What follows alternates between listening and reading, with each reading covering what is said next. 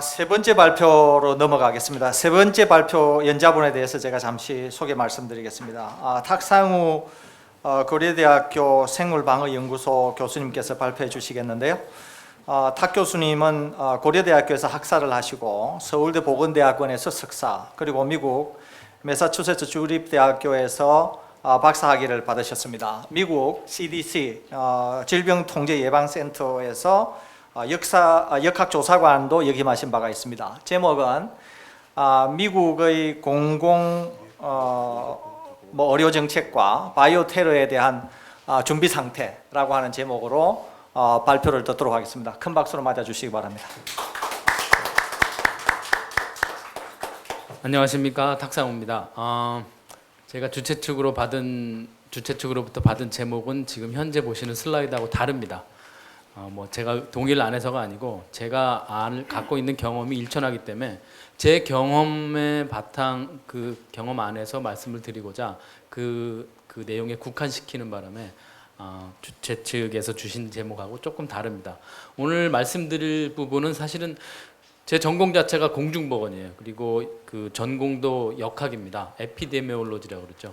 역학조사관이라는 거에 대해서 한번 들어보신 적이 있죠. 요즘 메르스 때문에 다들 말씀들 많이 하시는데 근본적으로 질병의 원인을 찾아내서 예방을 하는 예방을 목적으로 하는 학문입니다. 그런데 그 역학을 현장에서 이제 실천을 해야 되는 사람들이기 때문에 현장 역학조사관이라는 얘기를 많이 합니다. 그리고 저의 배경이 현장 역학조사관이라는 말씀을 드리고요.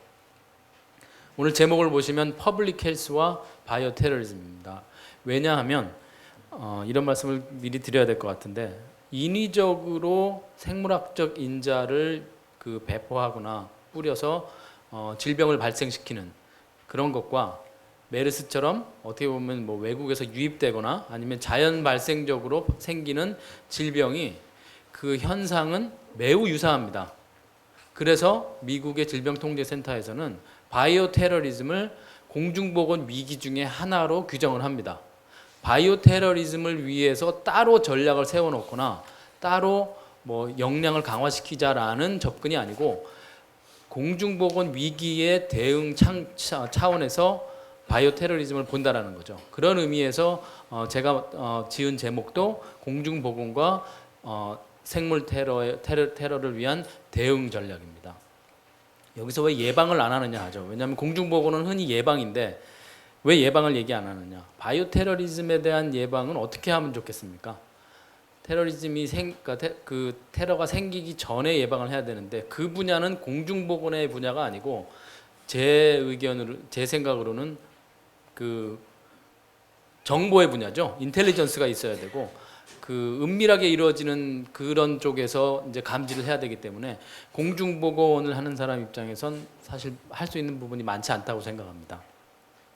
제가 양해 말씀을 드려야 될 게, 한글로 번역을 해야 되는데 차마 못했습니다. 제가 한글로 쓰여진 전문 용어들이 아직 익숙치 않다 보니까 제가 할 수 있는 만큼만 번역을 했고요. 웬만하면 원문으로 그냥 발표를 하도록 하겠습니다.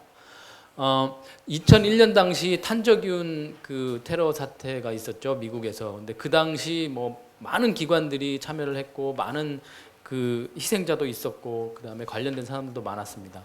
이 사태 이후에 미국의 생물 테러 전략에 큰 변화가 있었는데, 그때 사실 식별된 여러 가지 문제들이 있었습니다. 가장 큰 문제가 이제 정보 공유 문제죠. 그리고 소통의 문제인데 저희들도 너무 잘 알죠. 소통이 잘 되지 않으면은 힘들다라는 거. 그 외에도 사실은 이제 감시 체계와 관련된 부분인데, 탄저균에 의해서 환자가 발생하면 그 사람들이 결국 병원으로 가죠. 병원으로 가서 병원에 있는 의사가 그 환자를 보게 되는데, 결국은 가장 먼저 그 환자를 발견하는 사람은 의사입니다. 진단을 하기 전에 이미 의사의 경험과 어떤 명민함에 의해서 그 환자를 이제 식별을 하게 되죠. 그런데 그 의사가 보고할 체계가 없다 그러면 어떻게 되겠습니까? 전달이 되지 않겠죠. 이게 감시 체계의 기본이면서도 근간인데, 그런 시스템이 굉장히 취약했다라는 게 문제로 발견이 됐고요. 그 외에도 각 기관 간의 소통이 또 중요합니다. 가령 그 현장에 이제 파견된 팀들이 여러 팀들이 있었는데 각 팀들이 사용하는 무선 주파수도 달랐고요. 그러면 어떻게 공조가 가능할까요? 저희 세월호 때 비슷한 경험들이 있었죠. 그래서 한 주파수로 통일을 한다라는 게 이제 그 가닥으로 잡힌 것 같은데 그런 문제들도 2001년도에 나왔습니다. 그 다음에 또 한 가지로는 위기가 생겼을 때 그거에 대한 공조를 하기 위해서 대응을 하기 위해서는 공조가 필요한데 그 공조라는 것이 산발적으로 일어나면 그건 공조가 아니죠. 그냥 막 전화해가지고 우리 뭐 필요한데 뭐 해줘 이런 것들이 체계적으로 한 목소리를 통해서 이루어져야만 위기 대응이 공조가 됩니다. 근데 그런 공조의 부분이 굉장히 취약했다라는 게 그 식별이 됩니다. 그래서 2002년도에 공중보건과 바이오테러리즘을 포함한 공중보건에서의 대응을 위해서 그 국가적으로 역량을 갖추기 위한 법령을 만듭니다. 그 법령이 지금 보시는 대로 제목에 써 있죠. 공중보건 보안과 생물테러의 대비와 대응을 위한 법령 해가지고 각 그 항이라고 그러나요? 타이틀 5개가 있는데 첫 번째는 이제 국가적으로 어떻게 그 전략을 수립해야 되느냐. 그 다음에 그 위해하는 생물학적 인자에 대한 관리나 아니면 지속적인 연구 이런 부분들은 어떻게 해야 되느냐라는 부분. 그리고 생물 테러는 감염병뿐만 아니라 식품이나 약품을 통해서도 가능하거든요. 그래서 그 부분에 대한 국가적 전략은 어떻게 수립해야 되느냐 이런 부분들이 법령으로 다 나와 있습니다. 그리고 물 또한 마찬가지로 생물 테러의 대상이 될 수도 있죠. 그다음에 5번째로는 이제 이걸 위한 국제적인 공조는 어떻게 해야 되며 연구나 과학 기술은 어떤 식으로 발전해야 되는가라는 부분에 대한 법령을 이제 마련해서 추진을 하고 있습니다.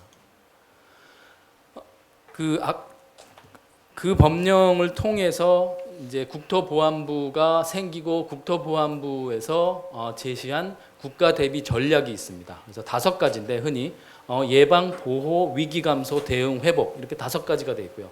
각각의 전략에 대해서 프레임워크가 있습니다. 그러니까 말씀드리자면 예방을 위한 프레임워크는 뭐냐, 그리고 보호를 위한 프레임워크는 뭐냐 이런 식으로 해서 5가지 전략에 대한 프레임워크를 국토안보부가 주도적으로 만들었고요.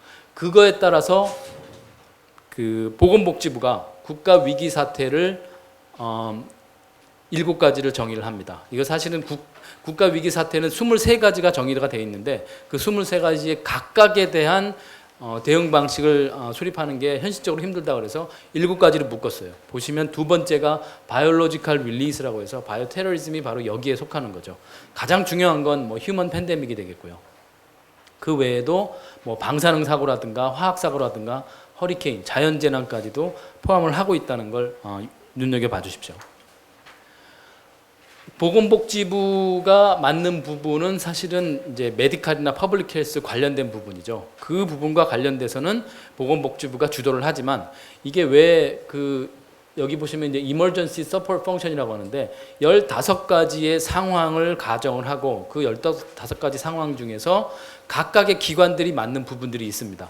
가령 뭐 운송 관련된 재난이 터졌다, 국가 위기가 생겼다 그러면 교통부가 되겠죠. 교통부가 주도 기관이 되지만 각각의 다른 기관들도 각자의 역할을 찾아서 하게 돼 있어요. 그런 것들이 미리 계획이 돼 있는 거죠. 그래서 보건복지부의 경우는 당연히 퍼블릭 헬스와 뭐 의료 관련된 서비스 그쪽에 있어서의 주도 역할을 하게 되는 겁니다. 기본적으로 그 미국 CDC 질병통제예방센터에서는 연방기구의 역량도 강화시키지만 그 외에도 지방정부에 대한 지원을 굉장히 많이 해요. 그 이유는 나중에 잠깐 더 설명을 드리겠지만 지방정부, 지자체가 결국은 대응에 가장 1차적인 선두가 되겠고 가장 신속하게 대응하기 위한 중요한 요소가 되겠다라는 인식이 있는 거죠. 그래서 지방정부에 대한 지원을 굉장히 많이 하고 있습니다. 그래서 그 지방정부 지원 틀에 보시면 가장 중요하게 아주 심층적인 생물테러 대비를 위한 계획과 그 다음에 감시체계 그리고 역학조사에 관한 능력을 향상을 시켜야 됩니다. 그 외에도 그 한국으로 치면 환경보건연구원이죠. 공중보건 실험실의 역량을 강화시켜야 됩니다. 각 실험실에서 확진이 가능하게끔 역량을 만들어줘야 된다는 부분이고요. 그 다음에 이제 4번째로 위기소통을 위한 역량들을 갖추게끔 연방정부가 지원을 합니다. 그 CDC에서 그 강조하는 공중보건 위기 대응 핵심 역량이 있는데 그 내용에 들어가기 전에 CDC에서 말하는 공중보건 위기가 뭐냐라는 것을 설명을 드리고 싶은데 아까 제가 말씀드린 7가지 사항이 있죠. 휴먼 팬데믹뿐만 아니라 생물 테러, 화학 물질, 뭐 방사능 물질, 자연재해 이런 것들을 다 통틀어서 공중보건 위기로 인식을 합니다. 그래서 실제로 2001년 이후에 미국 CDC의 위기 상황실에서 대응한 공중보건 위기들이 여기 이렇게 쭉 나와 있습니다. 보시면은 뭐 당연히 감염병도 포함이 되겠죠. 그다음에 허리케인이 있었고 지진도 있었고요. 그다음에 멕시코만에서 있었던 뭐 오일 원유 유출 사건 뭐 이런 것들이 다 대응을 하는데 여기서 가만히 보시면 나중에 한번 자료 보고 한번 세어 보세요. 가장 많이 그 대응한 위기가 뭐였는지 한번 보시면 허리케인입니다. 감염병이 아니고 허리케인 다음에 감염병이에요. 그래서 왜 허리케인이 이렇게 중요한가? 인간의 건강에 영향을 미치기 때문이죠. 그리고 그 허리케인이 오고 왔다가 지나가고 나면 다양한 감염병이 생길 수 있다라는 문제의식도 있는 거죠. 그래서 허리케인에 대한 대응이 굉장히 많습니다. 물론 이제 직접적으로 대응을 하는 거는 뭐 정신건강이라든가 아니면 일산화탄소 중독 이런 문제들이 이제 허리케인에서 많이 다뤄주는 거죠. 2001년까지 쭉 나오고 있죠. 제가 오늘 말씀드리고 싶은 내용의 골자입니다. 공중보건 위기 대응을 위한 핵심 역량은 이런 것들이 있고 미국 CDC 같은 경우는 이런 부분들에 굉장히 강조를 합니다. 제가 몇 번 그 발표를 한 적이 있는데 저는 이 부분은 기본입니다. 그 공중보건 위기를 이제 대응하기 위한 기본 골자이기 때문에 저는 몇 번이 돼도 가서 발표를 할 생각이고요. 그래서 오늘 이 자리를 빌어서 다시 기회를 주신 분들께 정말 감사드립니다. 가장 첫 번째가 지역별 대비입니다. 아까 말씀드렸죠. 지자체나 지방정부의 역량이 있어야 됩니다. 역학조사관이 중앙정부에 아무리 많이 있어도 지방정부까지 그 현장까지 달려가는 데는 시간이 걸립니다. 아무리 그 연락체계가 잘 돼 있어도 그 시간 동안 지방정부에 그 대응할 수 있는 능력이 그 한계가 생기는 거거든요. 그렇다면 역학조사관이 지방정부에 있어야 되겠죠. 그리고 역학조사관이 문제점을 발견하면 확진도 해야 되고 그리고 뭐 환자 관리도 해야 되고 그런 역량들이 지방정부에 있으면 어떻게 되겠습니까?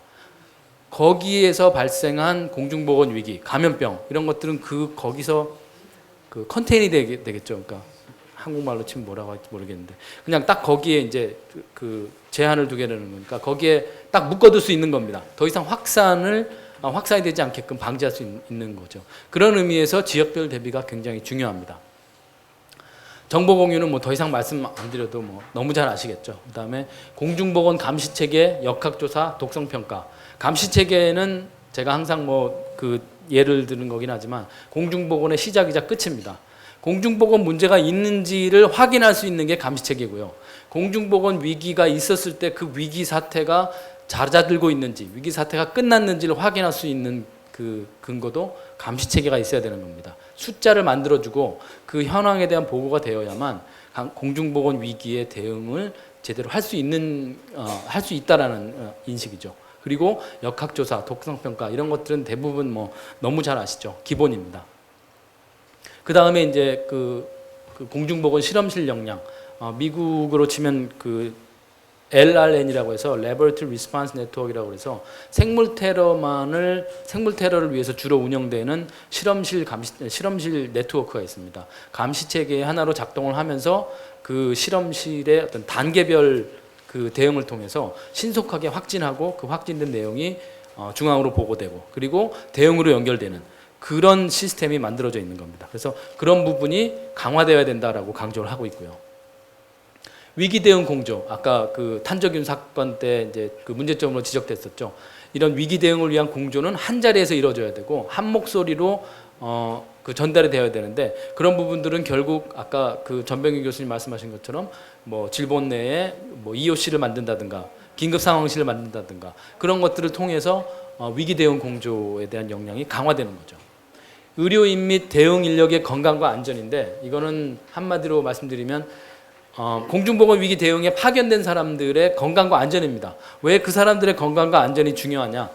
너무 잘 아시겠죠. 가령 저희 뭐 메르스 때 파견됐던 역학조사관 중에 한 명이 메르스에 걸렸다고 생각을 해보세요. 그러면 안 되겠지만 그러면은 같이 근무했던 같이 뭐 활동했던 역학조사관들 다 격리되겠죠. 그럼 역학조사는 누가 합니까? 그죠? 대응 인력에 대한 건강과 안전은 12가지 핵심 역량 중에 하나입니다. 굉장히 중요한 부분이고 잊어서는 안 될 부분인데 많이들 망각해요. 막 12시간씩 일하고 24시간 뭐 잠도 못 자고 일하는 이런 경우 굉장히 안타깝습니다. 뭐 사람이 너무 없고 인력이 부족하니까 그렇긴 하지만 그런 부분들에 대한 인식이 되게 중요하다는 생각이 들고요. 제가 CDC 있을 때 카트리나에 이제 처음 파견됐는데 카트리나 그 허리케인이 지나가고 나서 정말 무법지였어요.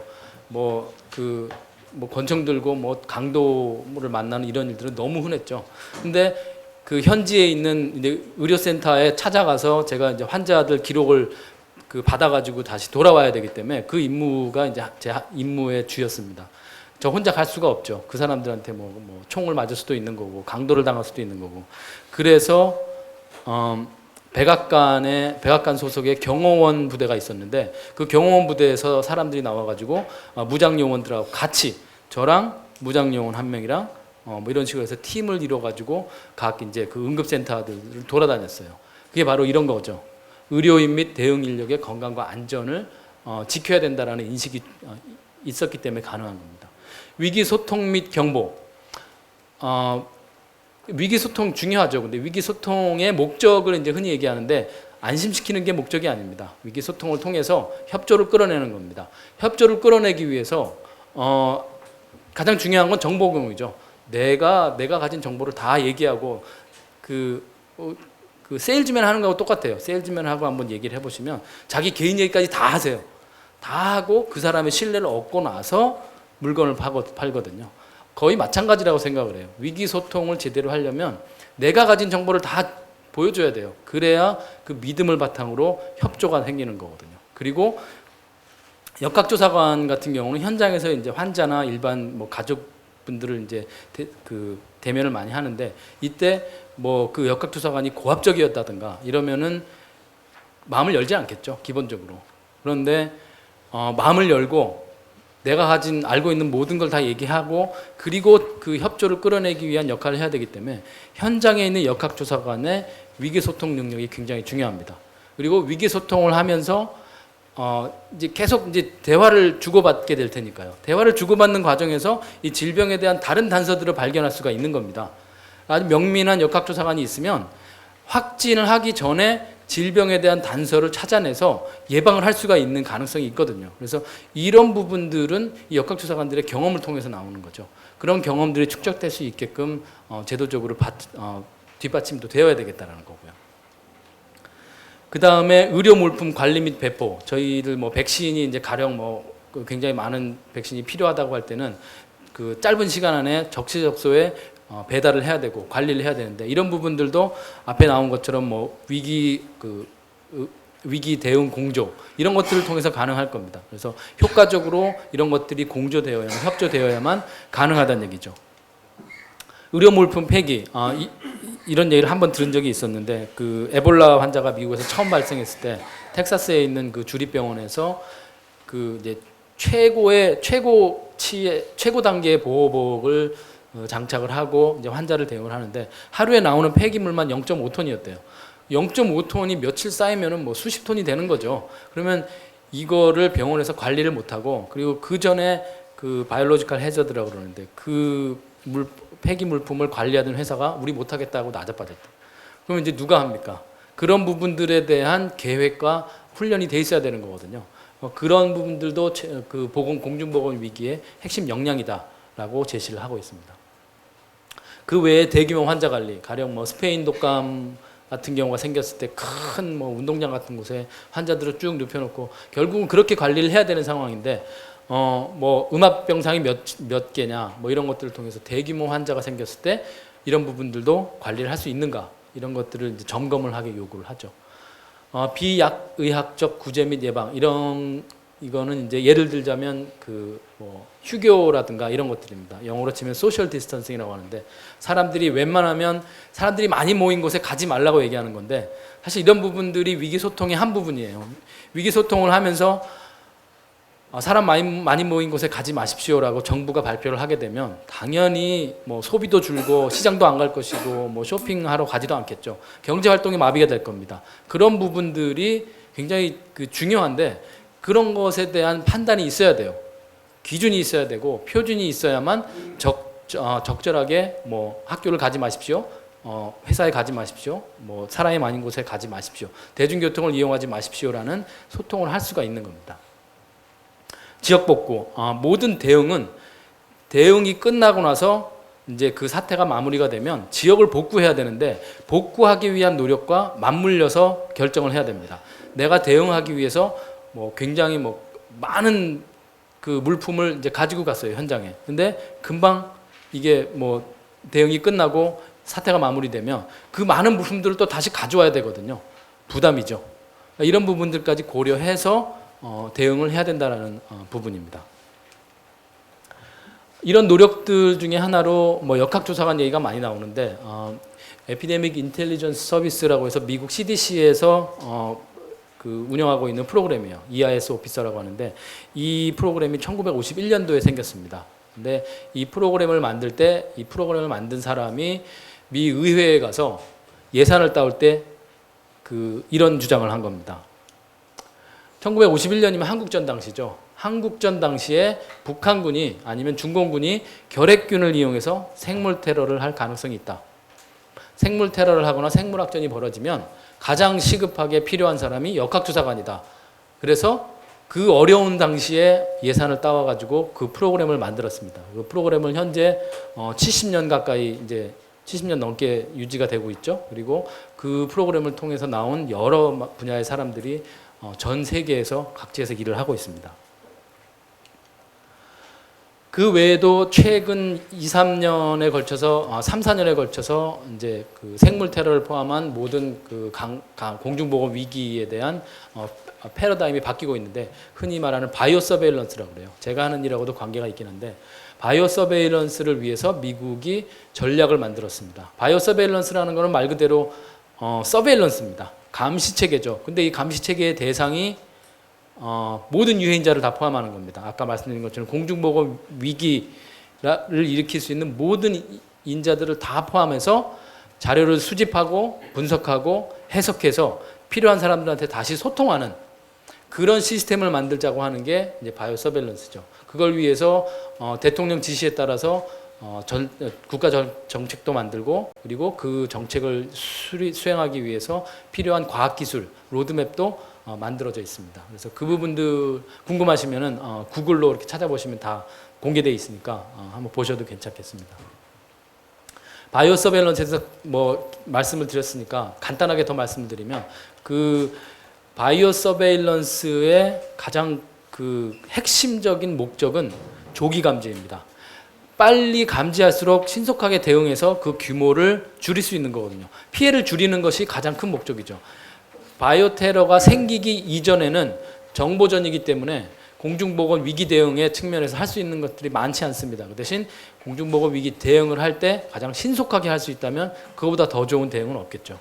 그리고 그걸 위해서 미국 같은 경우는 각 기관들이 다 참여를 해요. 뭐 국방부뿐만 아니라 뭐 식약처 아니면 뭐 환경처, 보건복지부는 당연하죠. 여러 기관들이 참여를 해서 이 바이오 서베일런스의 국가 전략을 수행하기 위해서 노력을 하고 있습니다. 마지막 슬라이드입니다. 어떤 위협이든 그 위협을 인식하는 것이 중요하죠. 생물 테러도 마찬가지일 겁니다.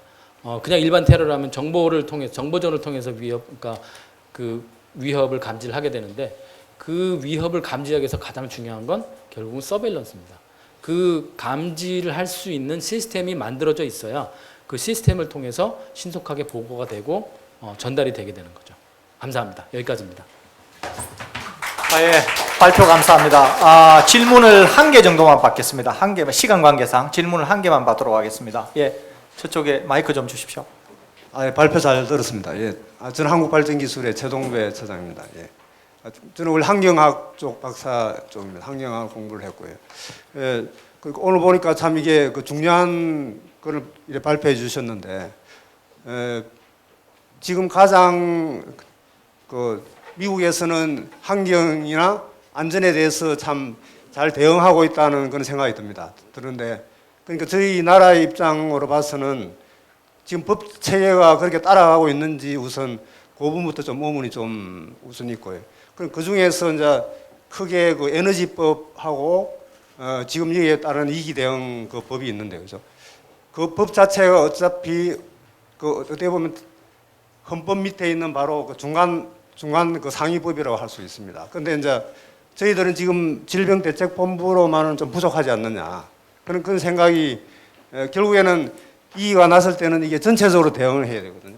근데 아까 거기에 보니까 이제 미국 같으면 에너지 특별법이라는 게 액트라는 게 또 있고 그다음에 우리나라도 어떻게 보면은 이제 그걸 특별법을 빨리 만들어야 되는데 지금 그 밑에 법에서 그냥 기본법을 가지고 이래 대응을 하다 보니까 서로 이게 공조가 안 되는 거죠. 그러니까 그거는 뭐냐면 컨트롤 타워가 없다는 거거든요.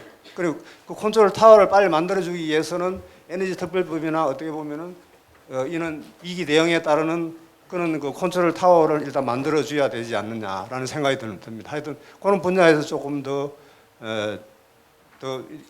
우리 그 미국 정책을 여기에 좀 대응을 한국에서 어떻게 만들어야 되겠다는 걸 빨리 조언해 주시면 감사하겠습니다. 예. 코멘트 하신 것 같은데 예. 제가 뭐 아니, 약간만 부연 설명을 예, 해드리겠습니다. 그거는 부연 설명 좀 네. 했는데. 그 어차피 제 경험은 미국 CDC 경험이니까요. CDC 산하에는 아까 제가 말씀드린 공중보건 위기 여러 가지 공중보건 위기에 대응할 수 있는 기구들이 있습니다. 센터들이 있죠. 그 뭐 환경 문제뿐만 아니라 뭐 화학 물질, 방사능 물질 이런 물질들에 대비하기 위한 전문가들이나 과학자들이 모여서 연구를 합니다. 활동도 하고 있고요. 그래서 그런 역량들이 기본적으로 있기 때문에 가능하다고 볼 수도 있겠고요. 한국의 질병 같은 경우는 뭐 저는 잘 모르지만 그 밖에서 보더라도 감염병과 만성병이 큰 주축이죠. 그 외에 환경이라든가 아니면 뭐 그 의료인에 대한 그 건강과 안전 문제들은 아직은 다뤄지지 않고 있기 때문에 그 부분에 이제 차이가 있는 거를 고려할 필요가 있겠고요. 미국 CDC 같은 경우는 접근 자체가 그 다재학문적 접근이에요. 가령 뭐 지금 뭐 건국대에서 생겼던 어떤 그 문제라든가 이런 그 원인 불명의 질병이 생겼을 때 감염병 전문가만을 보내지 않습니다. 미국 CDC는 여러 명의 그 다양한 학문적인 그 훈련이 된 사람들을 한 팀으로 만들어서 보내기 때문에 환경적인 거 아니면 뭐 다른 뭐 병원 감염이라든가 여러 분야의 그 전문성을 가지고 팀이 가는 겁니다. 그걸 볼 수 있는 시각이 다양하다라는 거거든요. 그러면서 그 원인을 발견할 가능성이 높아지는 거죠. 그런 접근이 저는 사실은 되게 배울 만한 접근이라고 생각을 합니다. 감사합니다. 예, 감사합니다. 큰 박수로 큰 박수 부탁드립니다.